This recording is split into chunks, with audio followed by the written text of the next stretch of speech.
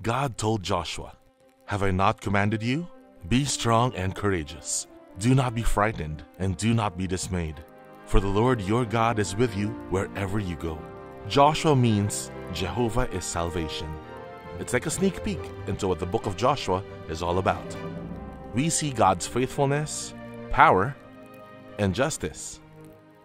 He brings down walls, delivers victories, and fulfills His promises. As faithful and present as God was with Israel, so He is with us today. We are taught to walk by faith and not by sight, and see what it means to trust, surrender, and obey the Lord. Together, let's behold God's glory in this new sermon series on the book of Joshua. Take hold of what God has given, only here at GCF Ortigas. Tayo po ay nagpapatuloy sa ating serye ng mga mensahe sa Joshua, Take Hold of What God Has Given. At ang pamagat po ng ating mensahe ngayong hapong ito, huling habilin, maging tapat sa Panginoon natin na tapat. Pag-aaralan po natin ang buong kabanata verses 1 to 16 sa hapong ito. Mga kapatid, si Joshua ay nakarating na doon sa punto ng kanyang buhay na siya ay matandang-matanda na. No? Katulad nga ng ating binasa, sabi niya sa verse 1, Joshua was old and well advanced in years. Baka hindi niyo po naintindihan, ilulit niya ulit sa verse 2. I am now old and well advanced in years. Kung kayo po ay bata pa, baka hindi po kayo makarelate dito sa mga words na ito. Pero kung kayo po ay katulad ko na senior na, tuwing umaga po, no? Yung I am old and well advanced in years, daman-dama po namin yan sa paggising sa umaga. No? Sa paggising sa umaga, sa pagdilat pa lang namin, no? Praise na kaagad sa Panginoon sapagkat buhay pa kami. No?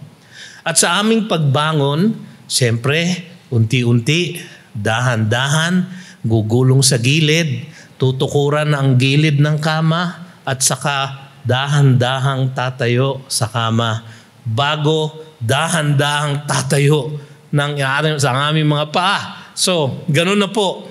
Hindi ko maintindihan kung ano pong nararamdaman ni Joshua nitong panahon na ito. Pero sa kanyang buhay, naging tapat ang ating Panginoon. At lahat ng ipinangako ng Diyos sa kanya, lahat ng iniutos ng Diyos sa kanya ay kanyang tinupad.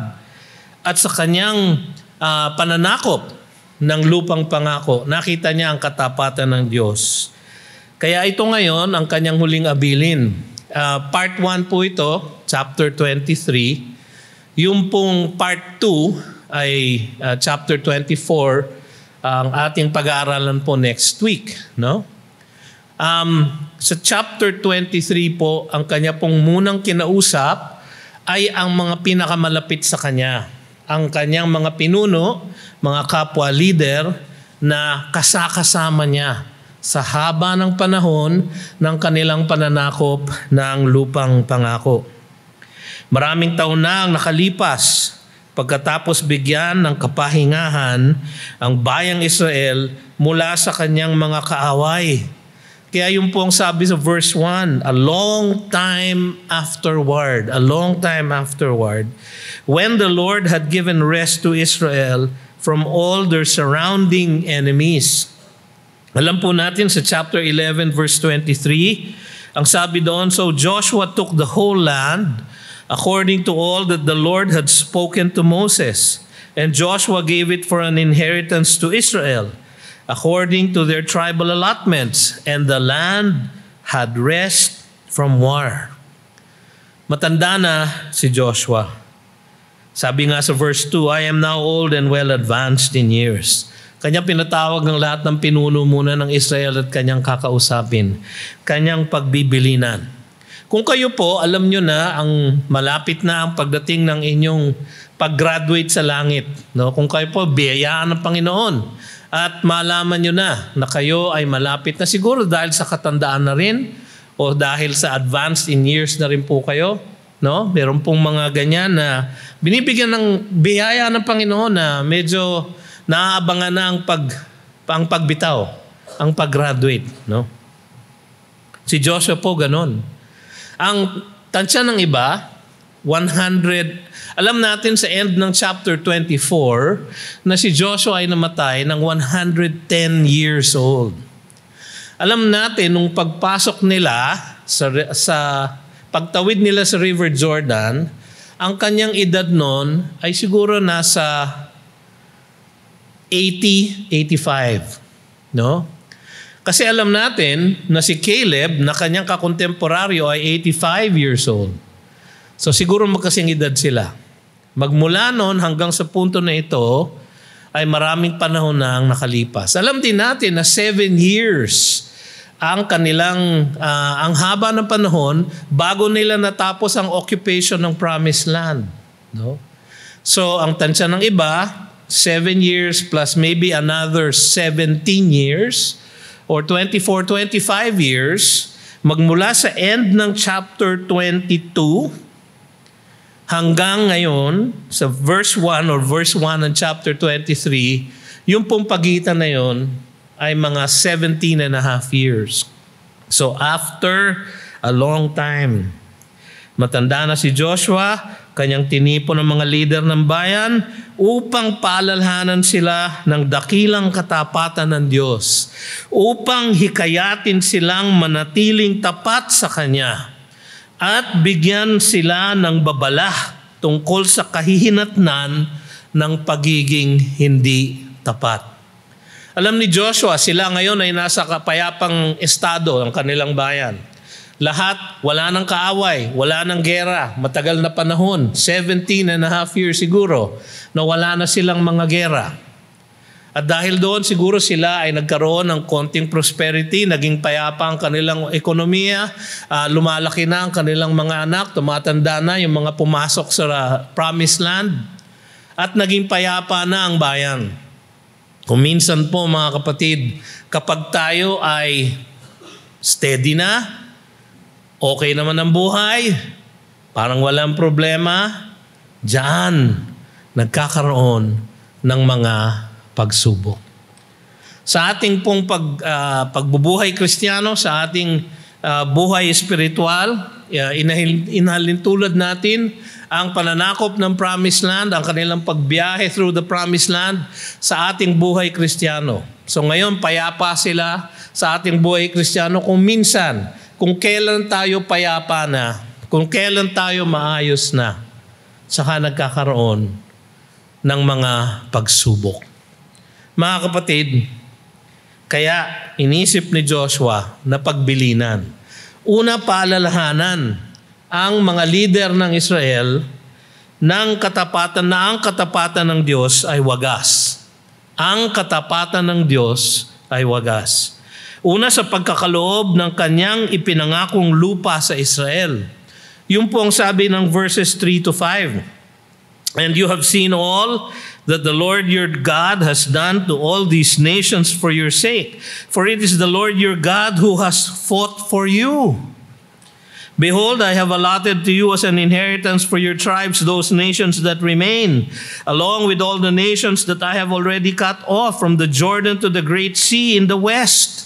So yung buong lupa nila ay naibigay na ng Diyos sa kanila. The Lord your God will push them back before you and drive them out of your sight, and you shall possess their land just as the Lord your God promised you. Ang katapatan ng Diyos ay wagas, una sa lahat sa pagkakaloob ng kanyang ipinangakong lupa sa Israel. Siya ang lumaban para sa kanila. Naalala niyo ba nung kalaban nila yung 5 hari ng mga Amorita of the Southern Kingdom na magkakaaway pero nag-band together para lang kalabanin sila? At napakalaking army na kanilang sinalakay at ang kanilang pagsalakay ay paakyat ng hill country overnight para kanilang masorpresa. Pagdating the next day, sila ay hirap na hirap sa kanilang pakikipagbaka sa kanila at ang Diyos ang siyang nakipagbaka sa kanila. Naalala nyo?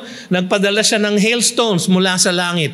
At ang tinamaan at ang namatay lang ay yung mga kaaway nila. Wala kahit na isa sa mga kawal ng Israel ang tinamaan.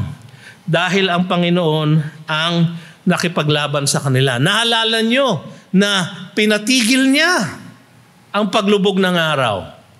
Pinatigil niya ang pag-ikot ng mundo upang yung 12 hours of daylight maging 24 hours at magkaroon sila ng sapat na oras para talunin ang kalaban. Ang sabi sa Joshua 10:14, there has been no day like it before or since, when the Lord heeded the voice of a man, for the Lord fought for Israel. The Lord fought for Israel. Sa chapter 10, verse 42, ang sabi doon, and Joshua captured all these kings and their land at one time, because the Lord God of Israel fought for Israel. Yan po ang sinabi, ang pangako sa kanila. Sa Exodus 14:14, nung sila ay utusan na pumasok sa Promised Land, the Lord will fight for you, and you have only to be silent. The Lord fought for Israel. Siya ang lumaban para sa kanila. Ipinangako pa rin niya ang lupa ng mga bayang hindi pa nila nasasakop. Yun po yung sinasabi sa verse 5. Kasi sa Numbers 33:53, ang sabi ng Panginoon doon, pangako niya sa kanila, and you shall take possession of the land and settle in it, for I have given the land to you to possess it. Sabi niya sa Exodus 23:30, little by little, I will drive them out from before you until you have increased and possessed the land. Alam natin sa Joshua 13 verse 2, this is the land that yet remains, all the regions of the Philistines and all those of the Geshurites. So, tapos sa verse 6, ang sabi doon, all the inhabitants of the hill country from Lebanon to Misrephoth-Maim, even all the Sidonians, I myself will drive them out from before the people of Israel, sabi ng Panginoon. Only allot the land to Israel for an inheritance as I have commanded you. Meron pa pong natitira, pero ang sabi ng Diyos, I will drive them out. I will drive them out. So tapat ang Panginoon sa pagkakaloob ng kanyang pangakong lupa. Pangalawa, sa pagbibigay ng tagumpay sa lahat ng pakikipaglaban ng Israel. Punta tayo sa verses 9 and 10. Ng ating teksto. Ang sabi po doon, for the Lord has driven out before you great and strong nations. And as for you, no man has been able to stand before you to this day. Bakit kaya? Tingnan niyo yung verse 10. One man of you puts to flight 1,000. One man versus 1,000. Since it is the Lord your God who fights for you, just as He promised you. Itinulot ng Diyos na walang makatindig sa kanilang pananakop. Yun ang sinabi niya sa chapter 1 verse 5, no man shall be able to stand before you all the days of your life. Just as I was with Moses, so I will be with you. Yun ang pangako niya kay Joshua. Sa chapter 10 verse 8, and the Lord said to Joshua, do not fear them, for I have given them into your hands. Not a man of them shall stand before you.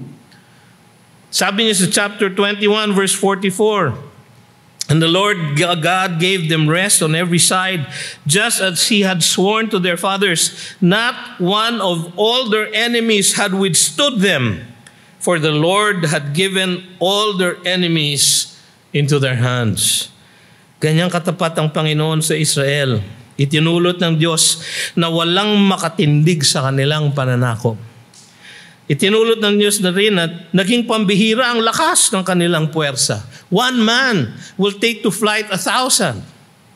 Naging pambihira ang kanilang lakas. Sa Leviticus 26:8, ang sabi doon ng Diyos, 5 of you shall chase 100, and 100 of you shall chase 10,000, and your enemy shall fall before you by the sword. Sa Deuteronomy 32 verse 30, how could one have chased 1,000 and two have put 10,000 to flight unless their rock had sold them and the Lord had given them up? Tapat ang Panginoon, mga kapatid. Ang katapatan niya ay wagas. Pangatlo, sa pagtupad ng kanyang pangako ng ganap. Tingnan natin yung verse 14. And now, sabi ni Joshua, I am about to go the way of all the earth, and you know in your hearts and souls all of you, that not one word has failed of all the good things that the Lord your God promised concerning you. All have come to pass for you. Not one of them has failed. Sinabi din niya ito sa chapter 21 verse 45. Not one word of all the good promises that the Lord had made to the house of Israel had failed. All came to pass. Ganyan po katapat ang ating Diyos sa kanyang hinirang na bayan. Ganito pa rin ang katapatan ng Diyos sa atin, mga kapatid. Una, sa pagbibigay ng buhay na walang hanggan. Ang sabi niya sa John 3:15, that whoever believes in Him may have eternal life. Ang sabi niya sa John 3:16, for God so loved the world that He gave His only Son, that whoever believes in Him should not perish but have eternal life. Ang sabi niya sa John 6:44, and all that the Father give me, I will raise them up to the last day. Tiyak. Ang sabi niya sa John 10:27, ang lahat ng kanyang mga tupa ay nasa kanyang kamay at walang makakakuha sa kanila kahit na sino. Tapat ang ating Diyos sa kanyang mga pangako. Pangalawa, sa pagbibigay ng tagumpay sa ating buhay Kristiyano.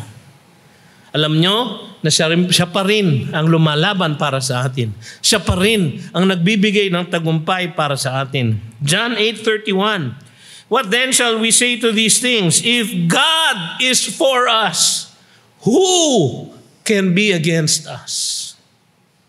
Sabi niya sa John 8:37, now, in all these things, we are more than conquerors through Him who loved us. Hanggang ngayon, mga kapatid, ipinaglalaban pa rin niya tayo. Siya pa rin ang lumalaban ng ating mga digmaan. Digmaang spiritual. Digmaan laban sa pagsubok ng buhay. Ang ating Diyos pa rin ang ating kaniig. Siya pa rin ang ating sanggalang. Siya pa rin ang ating kalakasan. Sa pagpuno ng lahat ng ating pangangailangan, siya pa rin ang ating maaasahan. Romans 8:32, He who did not spare His own Son but gave Him up for us all, how will He not also with Him graciously give us all things? Ang sinasabi ni Pablo dito, kung ibinigay niya ang kanyang sariling anak upang bigyan kayo ng buhay na walang hanggan, upang iligtas kayo mula sa kasalanan, hindi ba niya ipagkakaloob sa inyo ang lahat ng inyong pangangailangan sa buhay na kasalukuyan? Yun ang sinasabi niya. Napakadakilang pangako. Alam niyo naman ang Philippians 4:19, and my God will supply every need of yours according to His riches in glory in Christ Jesus. Napakatapat ng ating Panginoon. Siya ay nagtutupad ng kanyang pangako ng ganap sa pagbibigay katiyakan ng ating mana sa langit. Meron din tayong mana sa langit, mga kapatid. Ephesians 1:13 and 14. In Him you also, when you heard the word of truth, the gospel of your salvation, and believed in Him, were sealed with the promised Holy Spirit, who is the guarantee of our inheritance until we acquire possession of it, to the praise of His glory. Alam niyo kung bakit hindi tayo mapapahiya? Because it is to the praise of His glory. Hindi niya pwedeng mapahiya ang kanyang sariling kalwalhatian. Datapwat kanyang ipagkakaloob ang ating inheritance sa langit. Sa 1 Peter chapter 1 verses 3 to 5, Blessed be the God and Father of our Lord Jesus Christ. According to His great mercy, He has caused us to be born again to a living hope through the resurrection of Jesus Christ from the dead. Siya po, mga kapatid, ang nag-born again sa atin. Hindi sarili nating gawa, hindi sarili nating kalakasan, kundi Siya. Siya ang nagbuhay sa atin na maguli. Nung tayo'y patay sa ating mga kasalanan, He made us alive in Christ.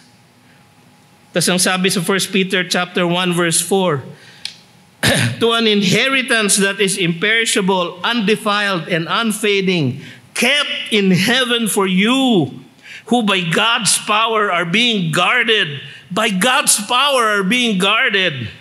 through faith for a salvation ready to be revealed in the last time. Mga kapatid, ang tunay na mananampalataya sa Diyos, hindi kailanman mawawala. Ang ating inaasahang mana sa langit, kalwalhatian, kagalakan, habang buhay, walang hanggan, ay atin na sapagkat siya ang mag-guard, siya ang magsisiguro nito para sa atin. At Diyos ay tapat na wagas.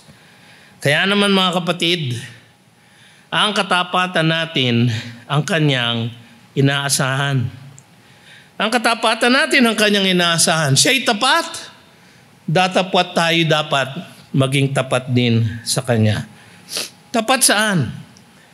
Una sa lahat sa pagsunod sa kanyang salita. Nakita niyo yung verse 6 kanina? Therefore, be very strong to keep and to do all that is written in the book of the law of Moses, turning aside from it neither to the right hand nor to the left. Yan ang tinanggap niya sa Panginoon, di ba? Joshua chapter 1 verse 8, sabi ng Panginoon sa kanya, you should obey everything that is in the book of the law. And you will not turn from it neither to the right or to the left. And God will give you success. And God will prosper you in everything that you do. Sa pagsunod sa kanyang salita, kailangan tapat tayo sa kanya. Sabi sa Psalm 1:3, ang taong pinagpala, the blessed man, he is like a tree planted by streams of water that yields its fruit in its season, and its leaf does not wither. In all that he does, he prospers. Bakit? Because his delight is in the law of the Lord, and on his law he meditates day and night. Sa pagsunod sa kanyang salita upang lumago tayo sa ating buhay espiritual, kailangan tayo maging tapat sa pagsunod sa kanyang salita upang tayo ay makaiwas sa kasalanan. Makaiwas sa kasalanan, mga kapatid. Sabi sa Psalm 119, verses 9 to 11, how can a young man keep his way pure? Paano ba makaiwas sa pagkakasala? By guarding it according to your word. With my whole heart I seek you. Let me not wander from your commandments. I have stored up your word in my heart that I might not sin against you. Kaya paulit-ulit ang Diyos, kailangan niyong maging tapat sa pagsunod sa kanyang salita. Upang tayo magkaroon ng tunay na karunungan. Sabi sa Psalm 19:7, the law of the Lord is perfect, reviving the soul. The testimony of the Lord is sure, making wise the simple. Tapos ang sabi din dito, moreover, by them is your servant warned. In keeping them, there is great reward. Tayo ay magkakaroon ng karunungan, ng wisdom sa ating buhay kung tayo ay magiging tapat sa pagsunod ng kanyang salita. Ang problema, marami sa atin ni hindi binabasa ang kanyang salita. Siguro binubuklat nyo lang ang Biblia nyo kapag nandito sa church. Sana hindi totoo. Sana po hindi totoo ang sinasabi ko. Marami po sa atin hindi pa nababasa itong aklat na ito from cover to cover. Pero marami na tayong nabasang aklat. Maraming ibang aklat na nabasa na natin. Nabasa na natin ang The Da Vinci Code from cover to cover. Nabasa na natin ang Angels and Demons from cover to cover. Pero ang Biblia, nabasa nyo na ba? From cover to cover? Baka cover lang. The Holy Bible, English Standard Version, to cover, published in the Republic of the Philippines. Hindi po ganun ang cover to cover na sinasabi ko. Nung ako'y nanganganib siguro sa aking, at nagdududa sa aking pananampalataya, tinanong ko ang aking ama na pastor. Sabi ko, Dad, Paano ba ako lalago sa aking buhay spiritual? Sabi niya, basahin mo ang Bible. Where do I begin? Sabi niya, in the beginning, God created the heavens and the earth. Hanggang saan ako matatapos? Hanggang sa amin. Mga kapatid, sinunod ko po ang payo ng aking magulang at doon ko po nakilala ang Panginoon. Mga kapatid, ang katapatan niya ay wagas. Ang katapatan natin ang kanyang inaasahan. Una sa lahat sa pagsunod sa kanyang salita. Upang tayo ay may panlaban sa mga atake ng kaaway. Ephesians 6:17, and take the helmet of salvation and the sword of the Spirit, which is the Word of God. Yan lang ang ating pansanggalang. Ang sabi sa Hebrews 4:12, for the Word of God is living and active, sharper than any two-edged sword, piercing to the division of soul and of spirit, of joints and of marrow, and discerning the thoughts and intentions of the heart. Alam niyo kung minsan kung bakit mahirap basahin ang salita ng Diyos? Sapagkat totoo ang sinasabi niya tungkol sa atin. Nakikita natin ang ating kamalian. Nakikita natin ang ating kapalaluan. Nakikita natin kung gaano karumi ang ating budhi. Sapagkat yan ang sinasabi ng banal na kasulatan tungkol sa atin. Kaya napakahirap basahin. Masakit. Ngunit mga kapatid, kung magpapatuloy tayo dahil sa katapatan ng Diyos ay banal, ay wagas, dapat din tayong tapat sa Kanya. Upang tayo ay maging ganap sa ating buhay Kristiyano at handang maglingkod. 2 Timothy chapter 3 verses 16 to 17. All Scripture is breathed out by God. All Scripture, sabi ni Pablo. By this time, nabubuo na ang New Testament. Ang Scripture para kay Pablo ay ang buong Old Testament. All Scripture is breathed out by God and profitable for teaching, for reproof, for correction, and for training in righteousness. Para saan? That the man of God may be complete, equipped for every good work. Madalas mga kapatid, sina-challenge namin kayo na mag-share ng gospel sa inyong mga kaibigan, kapatid, kamag-anak, kapitbahay. At madalas ang balik sa atin ay, Pastor, hindi kami marunong mag-share ng gospel. Ang dami natin training dito, halos linggo-linggo kung paano mag-share ng gospel. Kung babasahin nyo lang ang Ephesians chapter 2 verses 1 to 10 sa inyong kaibigan, basahin nyo lang. Huwag na kayong magsalita. Basahin nyo lang. Gospel na po yun. Alam nyo kung bakit hindi tayo makasulong sa ganong klaseng paglilingkod? Because we are not equipped for every good work. Natatakot tayo na baka pag tayo tinanong, ay hindi tayo makasagot kaagad. Mga kapatid, kailangan handa po tayo. Katulad ng bawat miyembro ng bayang Israel, sa lupang pangako, kailangan handa sa pakikipagdigma. So, ang katapatan ng Diyos ay wagas, datapwat ang katapatan natin ng Kanyang inaasahan. Una, sa pagsunod sa Kanyang salita. Pangalawa, sa paglayo natin sa sanlibutan. Ay, ito ang mas mahirap. Verse 7, that you may not mix with these nations remaining among you, or make mention of the names of their gods, or swear by them, or serve them, or bow down to them. Upang hindi tayo mabihag ng sanlibutan. Ang sabi sa 2 Peter 2:20, dinidescribe ni Pablo dito ang mga hindi tunay na mananampalataya, ang mga false believers, ang mga false prophet. For if after they have escaped the defilements of the world through the knowledge of our Lord and Savior Jesus Christ, they are again entangled in them and overcome, the last state has become worse for them than the first. Nakakatakot po na makipaglaro sa sanlibutan, sapagkat pwede po kayong matisod upang hindi tayo madala ng kanilang maling pananampalataya. Sabi sa 2 Corinthians 6:14, do not be unequally yoked with unbelievers. For what partnership has righteousness with lawlessness? Tas ang sabi sa verse 17, therefore, go out from their midst and be separate from them, says the Lord. Touch no unclean thing, then I will welcome you, and I will be a father to you, and you shall be my sons and daughters to me, says the Lord Almighty. Baka merong mga kabataan dito, nagbabala kayong makipag-date sa hindi mananampalataya. Pastor, cute eh. Pastor, wala kasing cute sa GCF. Alam nyo, bulag lang kayo. Cute kasi, Pastor. Pero hindi nakakakilala sa Panginoon. Hindi sumasamba sa Kanya. Paano ninyo sasamahan ng ganoon? Pastor, date lang. Nako, date lang.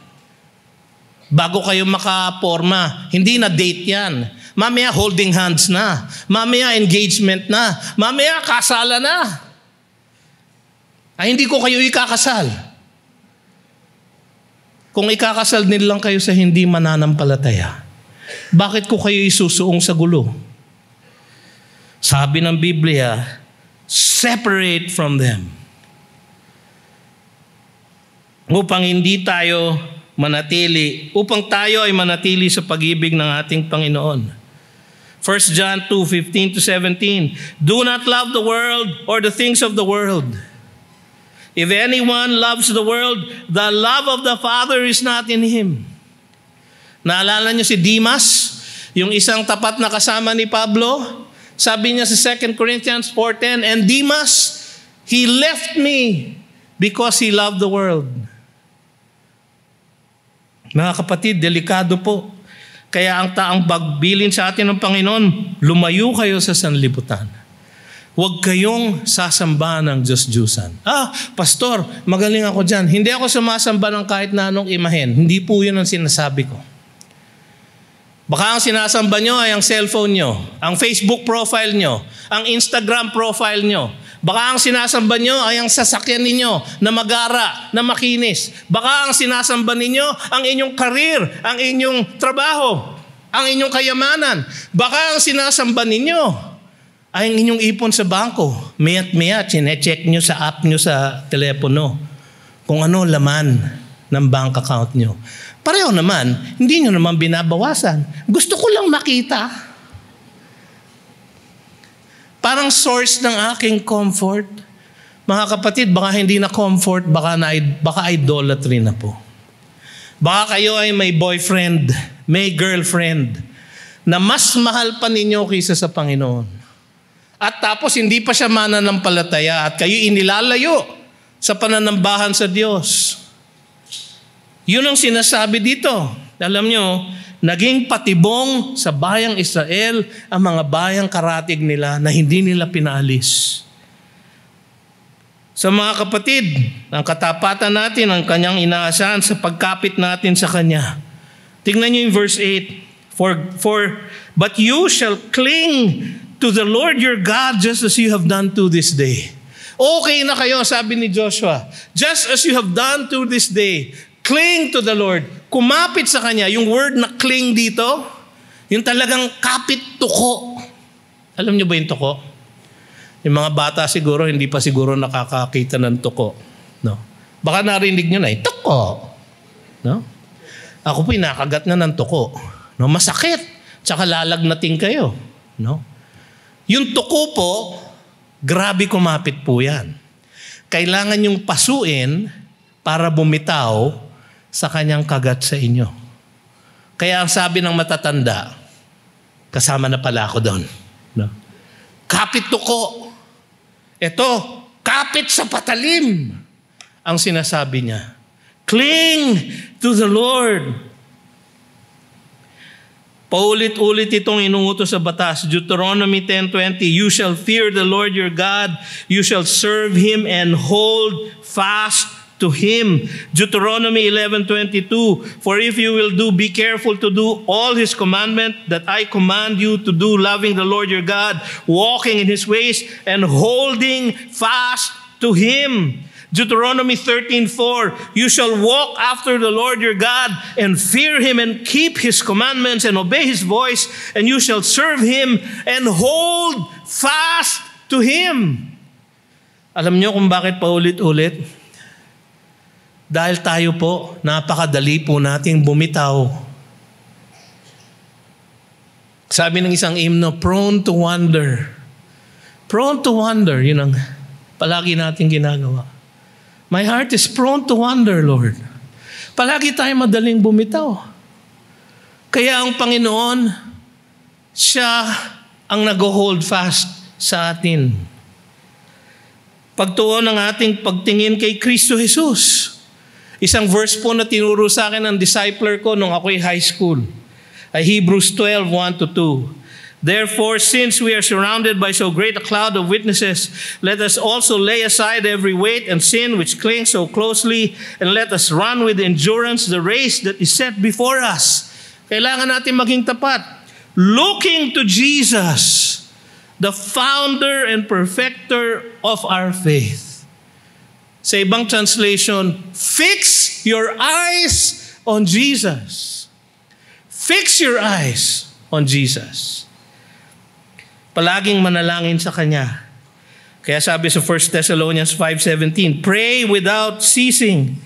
Sa Luke 18:1, and He told them a parable to the effect that they ought always to pray and not lose heart. Sa Matthew 26:41, watch and pray that you may not enter into temptation. The spirit indeed is willing, but the flesh is weak. Ganyan tayo kakapit sa Kanya. Paano pa? Sa pag-ibig natin sa Kanya. Verse 11, be very careful, sabi ni Joshua. Be very careful, therefore, to love the Lord your God. Yun po ang greatest commandment, Deuteronomy 6:5. You shall love the Lord your God with all your heart and with all your soul and with all your might. Inulit ni Kristo sa Matthew 22:37. You shall love the Lord your God with all your heart and with all your soul and with all your mind. Tapos mahalin natin siya higit sa lahat. Mas mahal natin siya kaysa sa lahat. Sabi niya sa Matthew 10:37, whoever loves father or mother more than me is not worthy of me. And whoever loves son or daughter more than me is not worthy of me. Ang ating pong Panginoon, ang nais niya, mahalin natin siya higit sa lahat. Huli at sa lahat, ito ang kanyang warning. Ang Diyos, dakila ang kanyang katapatan. Ang katapatan niya ay wagas. Datapwat ang katapatan natin niya, ang katapatan natin ang kanyang inaasahan, at nagbigay siya ng babala. Ang kasiraan ng walang katapatan sa Kanya. Ano ang mangyayari sa mga hindi tapat sa Panginoon? Sabi niya sa verses 12-13, sila daw yung nagmamahal sa sanlibutan. Sabi niya, for if you turn your back and cling to the remnant of these nations remaining among you and make marriages with them and so that you associate with them and they with you, know for certain, itong kanyang warning, that the Lord your God will no longer drive out these nations before you. But they shall be a snare and a trap for you, a whip on your sides and thorns in your eyes until you perish from off this good ground that the Lord our God has given you. Alam nyo, hindi nila na mapagtatagumpayan ang kanilang mga kaaway. Judges 2:21, I will no longer drive out before any of the nations that Joshua left when he died. Bakit? Sapagkat hindi sila naging tapat sa Diyos. Naging patibong sila sa bayang Israel. Judges 3:5-6. So the people of Israel lived among the Canaanites, the Hittites, the Amorites, the Perizzites, the Hivites, and the Jebusites. Nandun pa rin lahat. And their daughters they took to themselves for wives, and their daughters they gave to their sons, and they served their gods. Ayan na nga ba ang kanyang kinatatakot. Maaring maging manhid ang ating konsyensya kapag tayo ay nasanay sa hindi pagtatapat sa Diyos. Jeremiah 6:15, yan ang sabi ni Jeremiah sa Israel. Were they ashamed when they committed abomination? No! They were not at all ashamed, for they did not know how to blush. Hindi na sila sensitive sa kasalanan sapagkat nasanay na sila sa hindi pagtatapat. Isang tanda yan, mga kapatid, na baka kayo ay hindi mananampalataya. Sa pananambahan sa mga Diyos-Diyusan, verses 15 to 16, itong kanyang babala. But just as all the good things that the Lord your God promised concerning you have been fulfilled for you, so the Lord will bring upon you all the evil things until He has destroyed you from off this good land that the Lord your God has given you. If you transgress the covenant of the Lord your God, which He commanded you, and go and serve other gods and bow down to them, then the anger of the Lord will be kindled against you, and you shall perish quickly from off the good land that He has given you. Nakakatakot ang kanyang babala. Alam niyo, mga kapatid, dapat tayo magpasalamat.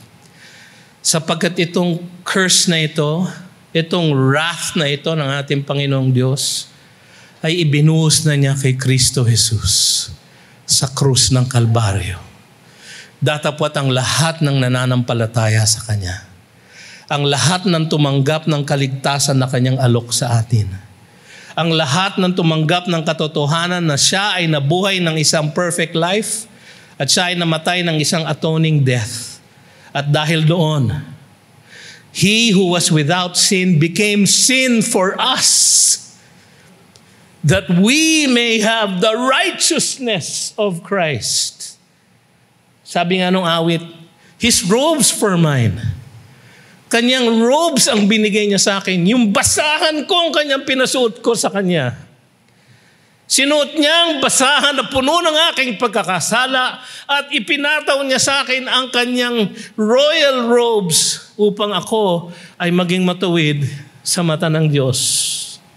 Hindi na tayo makakaranas ng ganitong wrath. Pero mga kapatid, ang ibig ko sabihin ng tayo ay yung mga tunay na mananampalataya. Alam niyo, itong sumpa na ito ng Diyos, nangyari ito 2 Kings 17, in the 9th year of Hoshea, the king of Assyria captured Samaria and he carried the Israelites away to Assyria. 2 Kings 24, Jehoiakim was 18 years old when he became king, and he reigned 3 months in Jerusalem. And he did what was evil in the sight of the Lord according to all that his father had done. At that time, the servants of Nebuchadnezzar, king of Babylon, came up to Jerusalem. The city was besieged. And Jehoiakim, the king of Judah, gave himself up to the king and carried off all the treasures of the house of the Lord and cut in pieces all the vessels of gold in the temple of the Lord.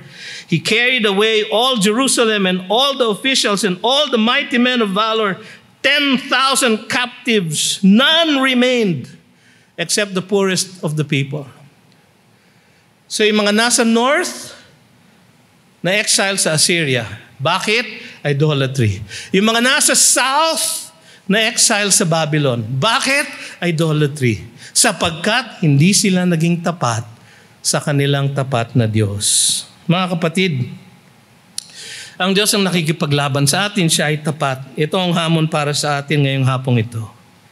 Kapag tayo ay makakaranas ng mga hamon at pagsubok sa buhay, ating alalahanin na meron tayong tapat na Diyos, na may magandang layunin para sa atin, na magbibigay kalakasan sa atin para makamit ito at magtutupad ng kanyang mga pangako sa atin.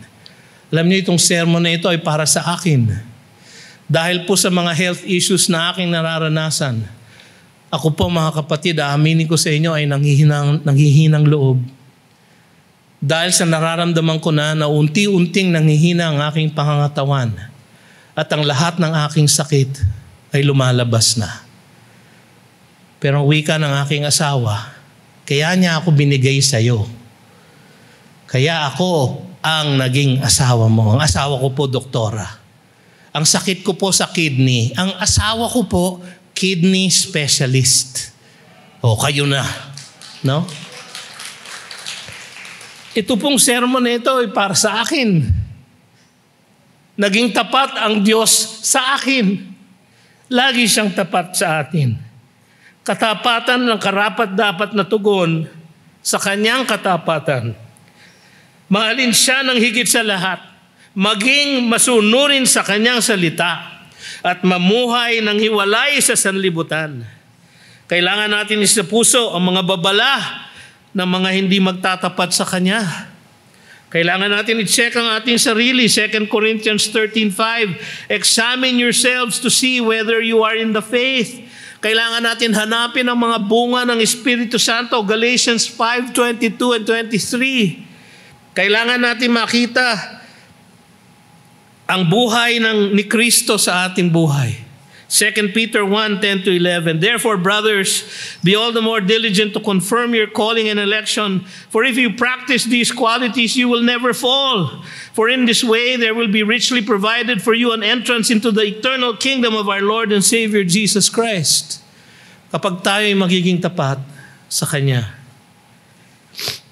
ayaw natin marinig yung sinabi ng Panginoon sa Matthew 7:22-23. On that day, many will say to me, Lord, Lord, did we not prophesy in your name and cast out demons in your name and do many mighty works in your name? And then I will declare to them, I never knew you.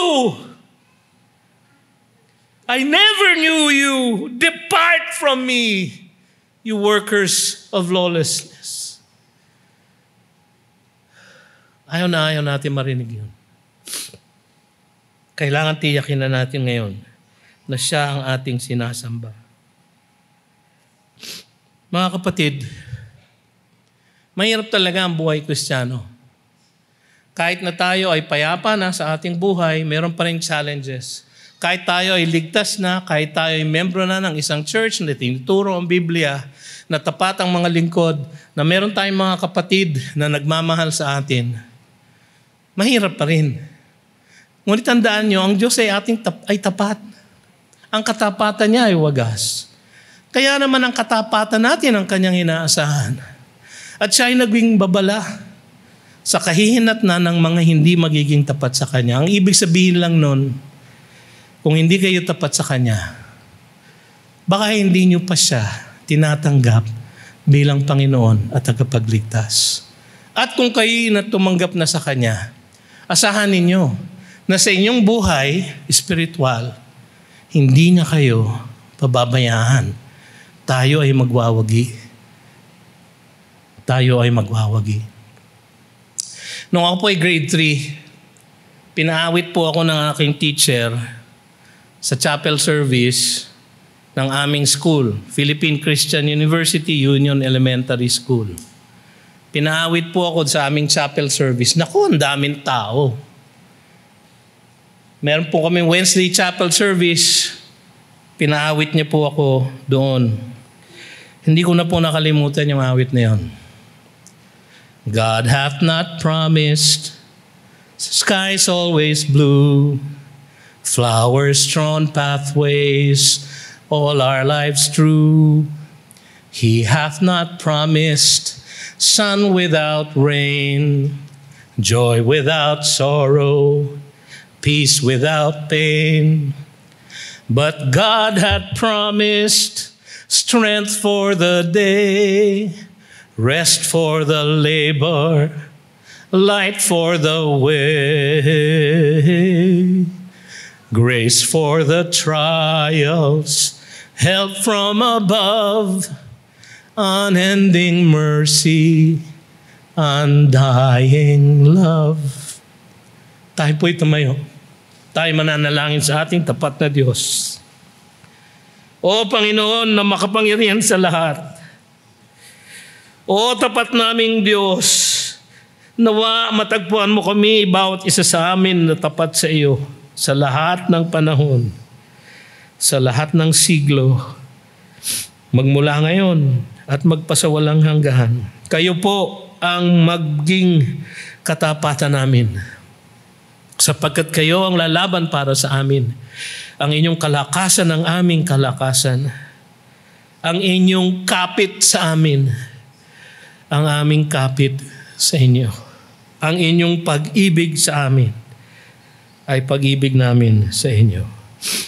Pagpalain niyo kami, ang bawat isa sa amin, ngayong hapong ito, na aming matanggap ang dakilang pag-ibig ng Diyos sa mga makapangyarihan sa lahat, ang kagandaang loob ni Kristo Jesus na aming mananakop at Panginoon, at ang tanglaw, gabay at pakikipisan ng diwang banal magmula ngayon at magpasawalang hanggan. At ang lahat ay nagsabi, Amen at Amen. Magandang hapon po.